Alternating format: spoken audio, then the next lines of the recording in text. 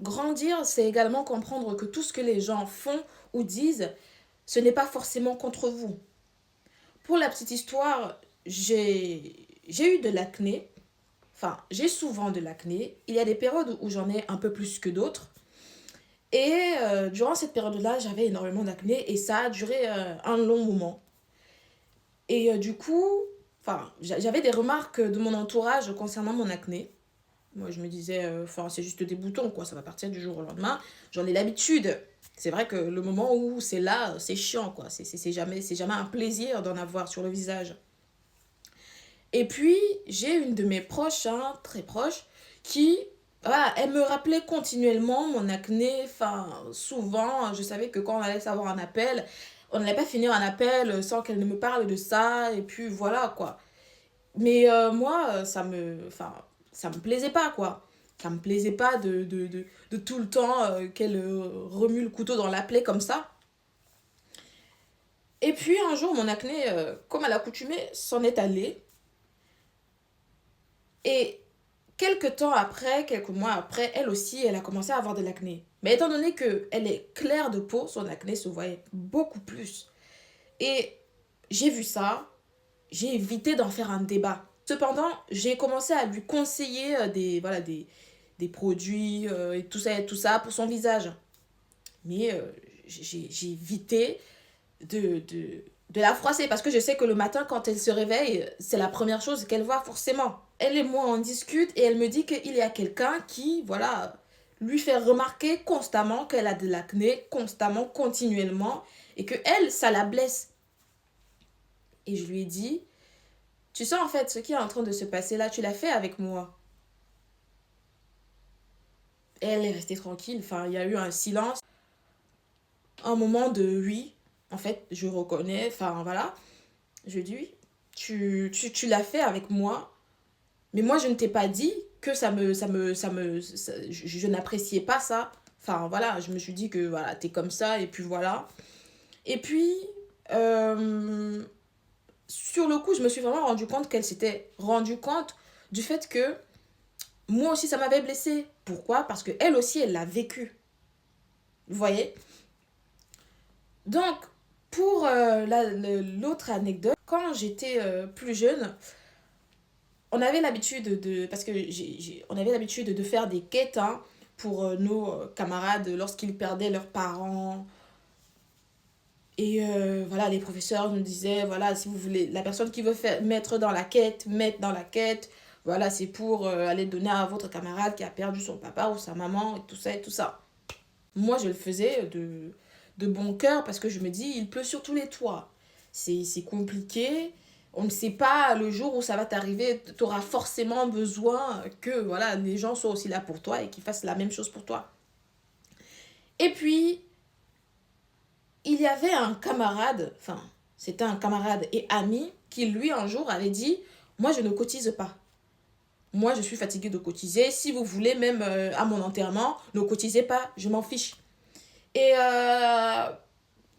voilà, les gens l'ont repris sur sa manière, enfin, sur sa manière de penser. Et du coup, moi aussi, je l'ai pris en aparté pour lui dire, en fait, tu peux pas dire ça. Voilà, il pleut sur tous les toits, on sait jamais, et tout ça, et tout ça. Et il m'a dit, enfin, moi, honnêtement, je m'en fous, je n'ai plus du tout envie de cotiser pour qui que ce soit. C'est après qu'il m'a un peu expliqué le pourquoi il ne voulait plus du tout cotiser pour les gens de la classe. Je n'arrivais pas à tant le comprendre. Jusqu'au jour où j'ai perdu ma mère. Et là, on aurait dit que mes yeux s'étaient ouverts. Mes yeux, enfin, je dois dire que à la mort de ma mère, beaucoup de choses se sont, enfin, les choses que je ne voyais pas sont devenues visibles. Et du coup, j'ai dit, ah ouais, c'est fou parce que ça, je ne le voyais pas avant. Plus tard, quelques années après, récemment, on a appris que voilà, il y a quelqu'un de notre classe qui a perdu un de ses proches. Et puis, un matin, je me retrouve dans un groupe avec les membres de ma classe. Et le groupe c'est un groupe pour faire la cotisation pour ce camarade-là. Je me dis, ok, moi, j'avais déjà souhaité, bien avant ça, j'avais souhaité mes condoléances à cette personne-là.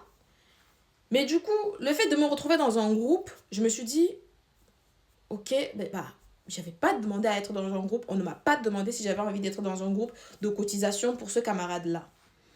Et c'est là où je me suis dit, en fait, il faut vraiment vivre les choses pour les comprendre. Ce que j'ai reproché à mon ami, il y a des années, parce que nous sommes toujours en contact, hein, ce que je lui ai reproché il y a des années, moi également, je suis en train de le faire.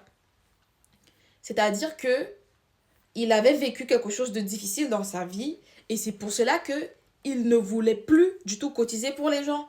Et moi, je ne le comprenais pas.